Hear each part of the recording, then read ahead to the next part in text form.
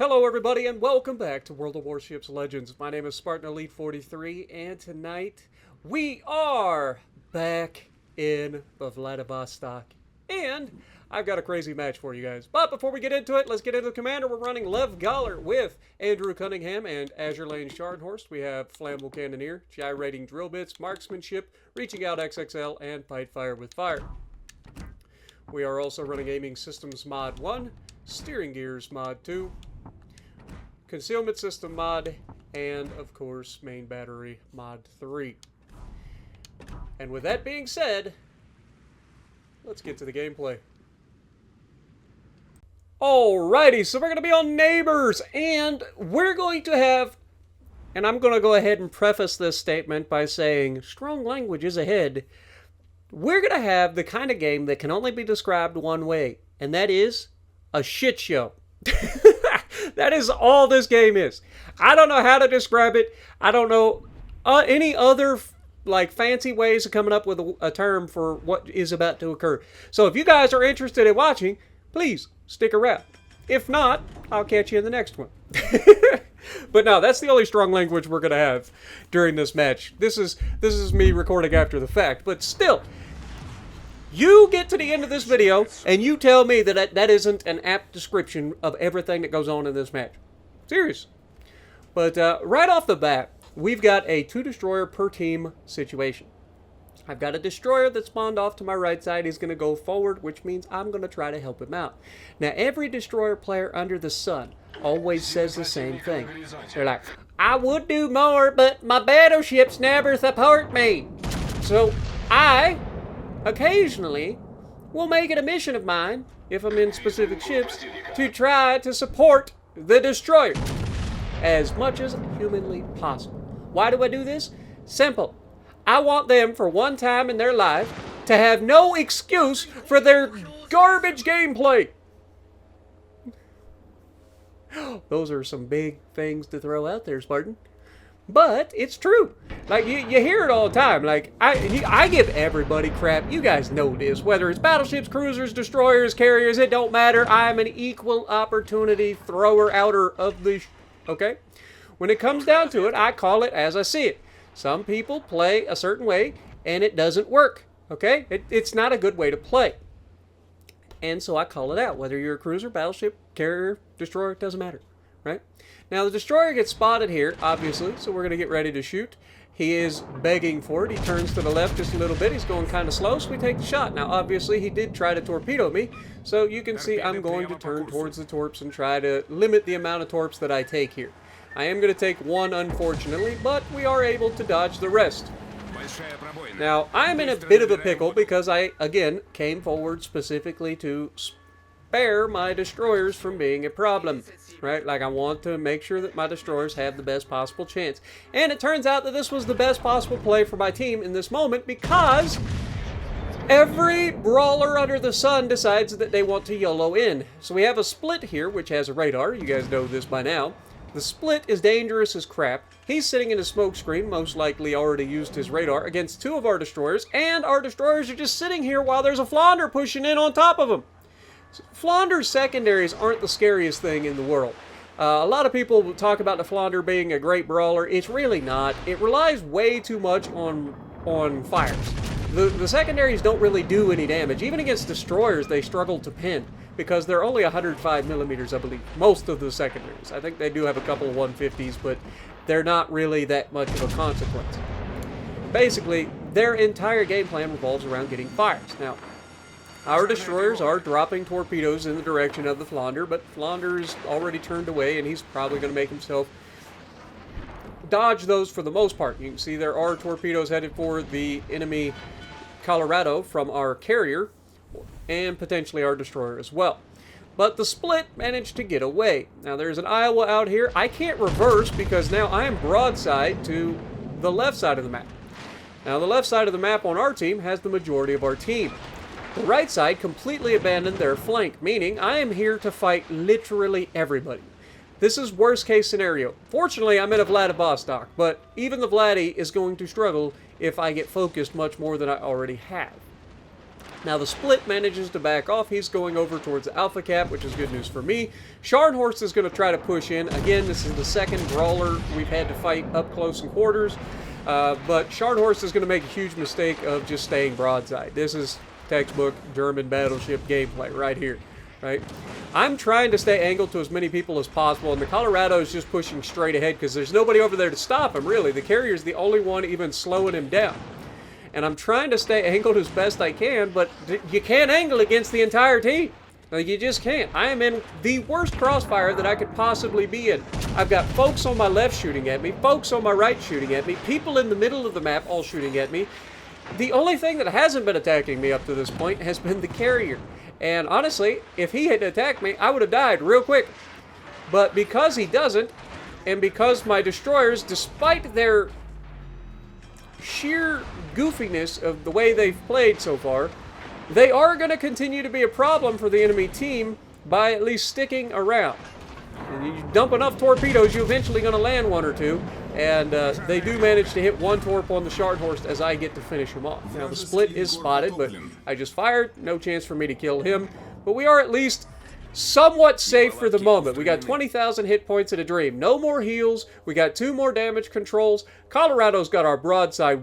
If this man had shot me one time, I say that as he takes a shot at my broadside. Okay, if this man had shot well one time, he would have absolutely cleaned my clock, which is why I'm going to focus him. Now, the astute among you may be paying attention to the fact that my battleships that were over on the left flank, after asking for support, at least one of them comes over to give support. I know, crazy concept. But, credit where credit is due. Call it as I see it, folks. One person out of the entire team comes over to support, I'm going to call it out, right? But the destroyers, again, they've mostly just done circles this entire time. But, again, they're in a place to be useful. They didn't die. To their credit, they're still alive. Even if they spent the majority of their time doing circles, getting shot, or however they lost all their health. I'm assuming the Split had something to do with that. Plus the obvious brawler that we had to deal with. But Iowa out here, I mean, this guy is textbook, backline Betty Iowa gameplay. Doesn't have a clue what he's doing. I'm sorry. If you're this guy, I'm not hating on you, just pointing out the obvious. You are clearly not that guy. And those of you paying attention to the minimap mean that you also see the problem with what's coming next, which is that their Colorado has made it past the island. He's going to be spotting us any moment, and we are going to spot him back. He is the bigger threat. The Iowa really isn't a threat to me out there. I can stay angled to him. I need to get rid of this Colorado. Now, our battleship buddy that came over to help has pushed in front of me, and he's going to continue to charge the Iowa. And I'm going to try to get rid of the Colorado. Now, this first shot on the Colorado, I don't know how this man got away with taking no damage, but he must have to go play the lottery. Because that was decent accuracy, and yet all of my shells managed to hit one place or another that had armor. I'm assuming we hit torpedo bulge at a weird angle, gun face or something. Like, we overmatched his bow, so we clearly didn't hit his bow. We hit everything that we possibly could that would do no damage. But RNG give, and RNG taketh away. As this man sits still, and we actually do pin this time, showing that I know where I need to aim. I just need RNG to not screw me over. And the Colorado is not long for this world. The carrier has whittled him down. I gave him a big piece of my mind. And the destroyer has now decided to start opening fire as our other destroyer manages to kill their carrier. Which is good news for me, because that means one less opportunity for the enemy to ruin me. But the astute among you may be paying attention. The left side is still wide open for people to be a problem, and this Iowa is still out here. Now, as the Iowa is trying to kite away, you can see he is angled away from us slightly, so we aim high. We don't want to aim belt here. We want to aim high, get as many shots into the superstructure area as possible. Now, we didn't quite lead him enough, but we still get a couple of pins into the superstructure, and then the rear turret ate a couple of them as well. But the good news is he's low health. He's not really a threat. He's as far away as humanly possible. And because of that, I don't have to get spotted until I actually shoot my guns. Meanwhile, on the other side, the Weimar has pushed in on a Scharnhorst. And the fact that our Scharnhorst is losing a fight to a Weimar is kind of sad, really. But I guess it's to be expected, right? Weimar's still a pretty nasty little light cruiser. And I don't know what else he ended up taking on his way in. Maybe Destroyer got a shot on him. But Weimar is never going to get out of this. Like, he doesn't even know this is coming. We do get spotted by the Iowa here, but it doesn't really matter. And knowing that the Iowa is really the only thought that could potentially cause me issues, we already are turning in to get angled to the Iowa's position. Iowa takes his shot, and because we're already turning so hard, his shot's going to go long. Right? You don't wait for the enemy to make the first move. Like, you can use the little keys, like the fact that we know we were spotted. It wasn't the Weimar spotting us. Sure, it could have been the Destroyer on the left flank somewheres, but it was most likely the Iowa. And so making sure that you're already reacting to the person that is the biggest threat to you in the moment is going to give you the advantage. And with all of that, this Iowa is pretty much toast. He's going to get a couple of hits here, does no damage because Vladivostok is just a tank. And at this point, they haven't killed me up to now, so they ain't about to kill me now. We just have to wait. We have nobody able to spot him except somebody actually ends up spotting him. The other battleship spots him. Okay, I didn't realize.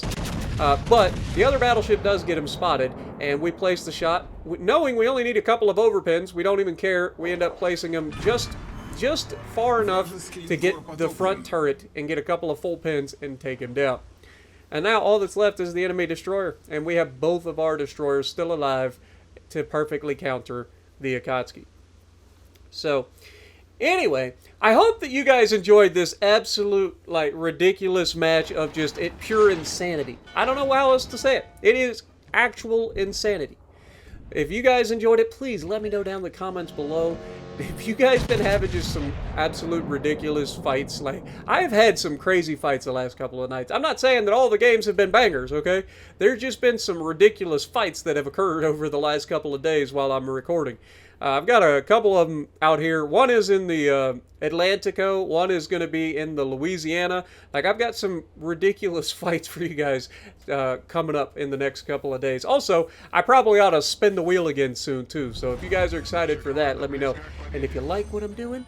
Oh, wait, we're not done yet, because these guys still haven't killed an Akatsuki! 2-on-1! Thank you. Just get rid of him. Lord have mercy. But anyway, we did our part. 143,000 damage, just tanking everything for the entire match. The Kaga, shout out to him, coming in second on the team with 2,400 base XP and a carrier. That is solely due to that Colorado. He just farmed that Colorado the entire time. But again, if you guys like what I'm doing, punch the like button, leave a comment below, subscribe to the channel if you haven't already, and as always, I will see you in the next video.